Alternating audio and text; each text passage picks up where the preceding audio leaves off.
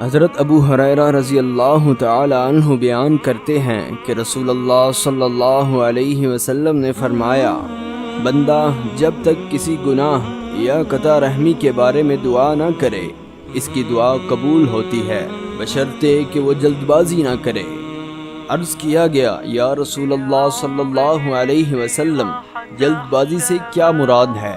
آپ صلی اللہ علیہ وسلم نے فرمایا، وہ کہتا ہے میں تو بہت دعائیں کر چکا لیکن میری دعا قبول نہیں ہوتی۔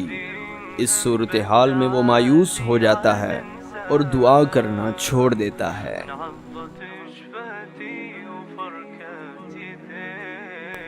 حضرت ابو ہریرہ رضی اللہ تعالی عنہ بیان کرتے ہیں کہ رسول اللہ صلی اللہ علیہ وسلم نے فرمایا، جب تم میں سے کوئی دعا کرے تو یوں نہ کہے، اے اللہ اگر تو چاہے تو مجھے بخش دے، اگر تو چاہے تو مجھ پر رحم فرما، اگر تو چاہے تو مجھے رزق عطا فرما، بلکہ اسے چاہیے کہ وہ پورے عزم کے ساتھ دعا کرے، کیونکہ وہ جیسے چاہے کرتا ہے، اسے کوئی مجبور کرنے والا نہیں۔ حضرت ابو درداء بیان کرتے ہیں کہ رسول اللہ صلی اللہ علیہ وسلم نے فرمایا،